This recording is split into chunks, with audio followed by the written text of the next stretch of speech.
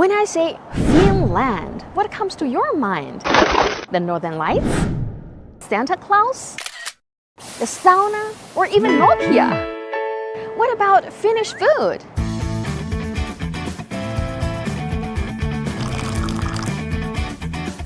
Hello everybody, this is Shanny, your food guide to global flavors. And today, a special guest is taking me to the only Finnish restaurant in Beijing and show us the taste of Finland. Let's go! Hi! Hello, hauska tavata? Hauska tavata! Hello, welcome to Finnish restaurant. My name is Janna. Yes, Madam Councillor. Thank you. Thank you. Cultural Counsellor to the Finnish Embassy here in Beijing. Yes, very nice meeting you. Likewise. Last time I went to this restaurant, they have this kind of a Finnish brand. We have added some, like these are all the Finnish designs that are quite famous in Finland, and you can also found from most of the Finnish homes if you go to Finland. Like we Finns, we really love these ones. Yeah. And then of course the Moomin ones. Yes, those they're adorable. Something that everyone in Finland from a very small age to very high age. Yeah, and this cup looks very Finnish style, right? Oh yes, that is a wooden cup that many Finns use when they go hiking outdoors. They might bring one of these because they don't break easily. And when you drink anything, like would it be coffee or even whiskey, whatever would you like to have from this cup, the taste is very special. Yeah. I'm really looking forward to the Finnish food today. Yes, actually today is very special because we are going to be tasting some of the Finnish Christmas food. So not something that you would have every day, but today you will. So please, you can take a seat. We have everything prepared here already. Okay, ta-da! We are ready. I was thinking you mentioned one good way to keep you warm in the winter is to have something hot to drink. Yes. So I suggest we could actually start with our mulled wine or glöggi, like we call it in Finnish. Yeah, how to pronounce this? Glöggi. Glöggi. Yes, perfect. Oh. And it actually originally I think comes from Germany and from Germany to Sweden and then finally to Finland and this is our Finnish version of it. Please have a sip, see if you like it. Gibbis. Gibbis, yes. Gibbis. Wow. You It's like so it? good. I've tried the French version of this mulled wine. Yes, but it's more sour and it's more sweet than the French version. Yeah, I think ours is pretty sweet. I start to feel warm. Oh, good. So just working. Yeah. That's perfect. We also have salmon soup. And salmon soup is actually something that we eat all around the year. And it's very a dear dish for many Finns. Like for example, whenever I go back to Finland from China, even if I love the Chinese food, but sometimes I miss the Finnish food. Yes. So when I go back home and then my mom's like, what would you like to eat? And I'm like, salmon soup. And that's what I will always eat first when I'm back to Finland. So this one has salmon, of course, but also potato and carrots. And carrots. Yes. It is good. It's light. Yeah, it is quite light. It's a healthy one because some of the other things that we are going to be tasting today are a little bit heavier, but this is something that you can eat every day and still be very healthy. When you eat the soup, do you accompany with some bread? Yeah, usually the Finnish, the dark bread, the rye bread. After the warm soup, and I feel very comfortable of my stomach, and then what dish we will try? Well, I just mentioned the Finnish rye bread, but we actually have there one very special bread from Finland. Wow. This is called the Karelian pie. So Karelia is part of the eastern Finland, and this is very traditional pie. Savory pie that they prepare there. It actually has some rice filling and then rye bread skin around it. And actually the funny thing is that when you prepare it, it's quite the same as when you in China you prepare the jiaozi. Especially like the Chinese 花边饺子.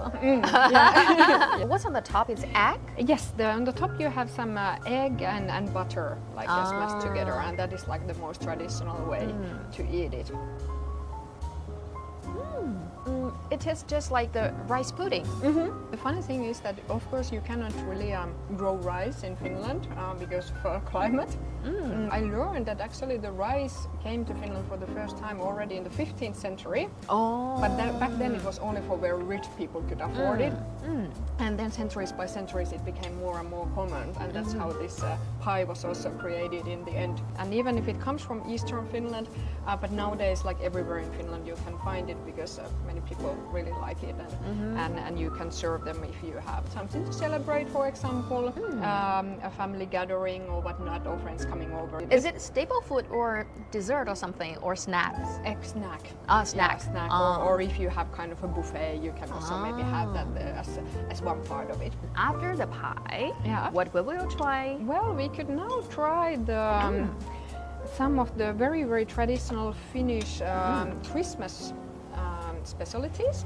This is something that we are not eating the year around, but only during the Christmas season, and this is like something very special, and especially in the history it was not like easy for the Finnish families to make, so they only make it like once a year. Here we have the Christmas ham, 2 sort of casseroles. This one is made out of sweet potato, this one is made out of beetroot. I will try the beetroot. Ooh, it's sweet and creamy. Ah, okay. Oh, so good. I like this. I will also have a taste here. I can feel the flavor of the blue cheese. Oh yes, you are correct. So sometimes we also add some blue cheese to make the combination of the taste even more interesting. And the sweetness is from the beetroot? Beetroot, yes. Yes, and the salty flavor and the creamy flavor is from the blue cheese. Oh, great. And then we'll try the meat. It tastes good, and I can feel the original taste of the ingredients. Yeah. About the ham, I just want to point out that it might look very simple, but it actually takes 3 days. 3 days for this? Yes, so first you So long time. marinate 2 days, and then because it's pork, for example, if you have like 12 kilos of the pork and you cook it in the oven, so you need like 1 hour per 1 kilo. So for example, that would take 12 hours in the oven. 12 hours in the oven. Yes, after 2 days of Wow. marinating. Mostly this ham is eaten when it's already cooled down. But in my family, for example, my father somehow decided that you don't need to wait, you can still like eat it when it's warm. And that's how I've been like growing up to taste this ham. Me the same. Yeah. Yes. When my parents cook some meat or do some paigu, you know, that I will stand nearby them and I will be the first one to taste. Yeah. Did you try the sweet potato casserole yet? Not yet. Yeah, because I also learned today that this is actually a specialty to this restaurant. That they found out that this is something that Chinese customers also like very much, and also the Finns, we appreciate it. You know, the sweet potato, 烤地瓜, is one of the must-eat food for Chinese people, especially who live in the north part of China. Yeah. I find it good as well. When we're talking about the Christmas in Finland, we have to talk about Santa Claus, right? Oh, of course. Yeah, of course we believe that the Santa Claus comes from Finland and he has his special village in the northern part of Finland and Lapland. Lapland, yes, in the capital of Lapland, that's where the Santa Claus lives. Actually, he even visited China this year. This year. Yes, I saw him. Yes, I'm very excited. Yes, a very, very nice guy and gives hugs. Did you remember the first time you found out Santa? And how do you feel about that? And how did your parents see about Santa to you? Yeah, can I be super honest here? Because Of course. Goes the other way around. But I cannot remember that very well either, because I was the third kid in my family. So I think maybe my older siblings, they already let me know quite early on. So when I was 6 years old or something, I already knew, okay, it's fairy tale. But we still wait for him. In Finland, we actually have this tradition tradition of Christmas sauna as well. So we go to sauna during the Christmas. So usually my parents would say, "Oh, the Santa visited while you were in sauna. Look, the gifts are here." Like, okay. And now, if your children ask you about the Santa, is Santa real? And how do you answer them? That's a very, very difficult question that I have not completely faced yet. But my son, who's 6 years old, he's asking me some very tricky questions. Like, he has seen many different kind of Santas, and he's asking like, "Mom, how come this Santa has a very big beard and that one had a little bit smaller one?" And then I say, "Maybe it's the one who lives in Rovaniemi that has the big one." And then he's like, "Oh, I see." So now he thinks there's a few Santas living in different places, and that explains why they don't completely look the same. But yeah, I think if he one day asks me if Santa is real, then I think I will tell him the truth when he's ready. Yes. But however, Santa and Christmas and New Year bring us a chance to celebrate, right? Yes, we need the time to celebrate, and of course, the family members can get together. Yes, it's very much like the Chinese New Year. Yes, so that's it's, right. It's definitely a family celebrations where you have like the grandparents and your siblings if you can, and your own kids, and it's like, yeah, very important for many Finns also to go back to Finland if they live abroad for the Christmas. Like usually if they go during the winter, they would choose exactly like the Chinese. Yes. Who live in abroad, they maybe prefer to come for the Chinese New Year back. I know that there is a little Christmas before the Christmas in Finland, right? Yes, that is true. The actual Christmas is all about family, but somehow we have created this another concept before it that is called Little Christmas, and that is not so much about the family, it's about partying. We can understand that the Little Christmas is just like the warm-up event about the Christmas. Yes. Okay. Just like the Chinese Spring Festival, and in Chinese we say 过了腊八就是年. After Laba Festival, that is the Spring Festival time. Right. Everybody get ready to celebrate the Spring Festival. Yes, get yourself to the mood. And I saw another stew. Yes, that's actually another dish from Karelia, Eastern Finland, called Karelian stew. So this one actually, it has three sort of different meats. It has the beef and the pork and lamb.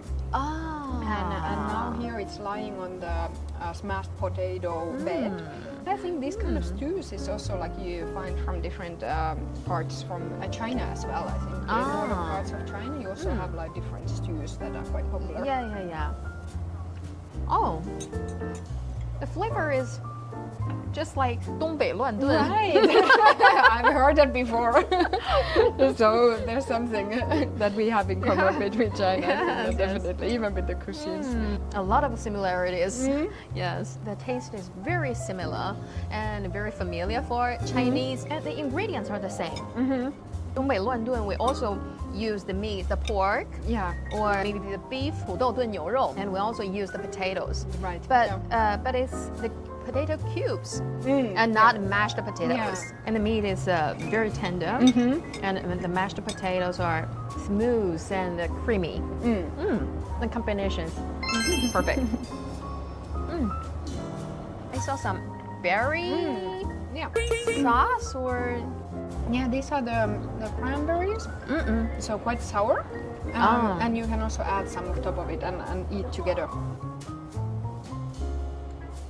But yeah, quite sour taste, so it will give it a very different twist. Wow. Yeah, very sour. Very sour. I've never tried to combine the sour berry jam on the top of the meat. Yeah. We also usually combine with the meatballs.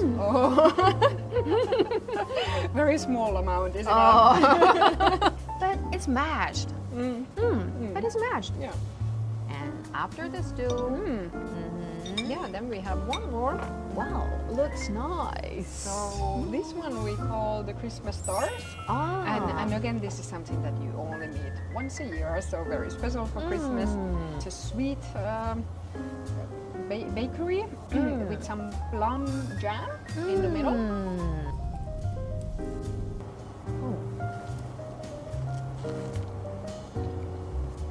It's it's very fluffy. Yeah. Oh, it's so good. And I like the gem in the middle. You know, recently I bought a book. It's wrote about Finland. The name of the book is Sisu, the art of Finnish courage. Yeah. Okay. I read the book and I the first time know the word sisu. Could you explain the sisu to the audience? Well, sisu to us Finns it means that you don't give up, even if it looks like that maybe it would be time to give up already. But because of that sisu, you still strive forward and still give it a try. And usually it pays off that then you get the outcome that you wanted because you did that one final push to get yourself there. So yeah, we don't easily give up when we have something in our mind. It's national spirit, right? Yes, yeah, it's Where comes the sisu? from the climate, I would say, because it's not very easy in Finland. Yes. Like if you look at the history, like all those cold winters, if you didn't have that spirit, like how would you survive? We have lovely summers in Finland, so maybe that's also something that we know that once you first strive forward, you will have something good waiting for you in the end. And sisu is as important as hug to Danish people. Oh yes, they have a different approach to life. It seems. Yeah. they like to relax, and we like push forward. But you both are the two of the most happiest countries in the world, right? Yeah. So maybe there are some keys of happiness in both of those concepts. And the name of the restaurant is very cute. It's called Moi. Moi. Do you know what it means? What it means? It means hello. Oh, so means hello. very important word. And can you guess what moi moi means? Hello, hello. Not quite. Is it bye bye? Just like ciao ciao in Italian. Yes. Oh, okay. Thank you so much, Thank you for coming. Madam Councillor Janna, for everything, Yeah, I hope you for liked it. the every food and for the food culture and for sisu. Thank you for coming. Hope to see you again soon. Yes. If you like this video, share, like, and subscribe. I'm Yummy Shanny. This is my Yummy Planet, and see you in the next episode. Moi moi. Bye bye.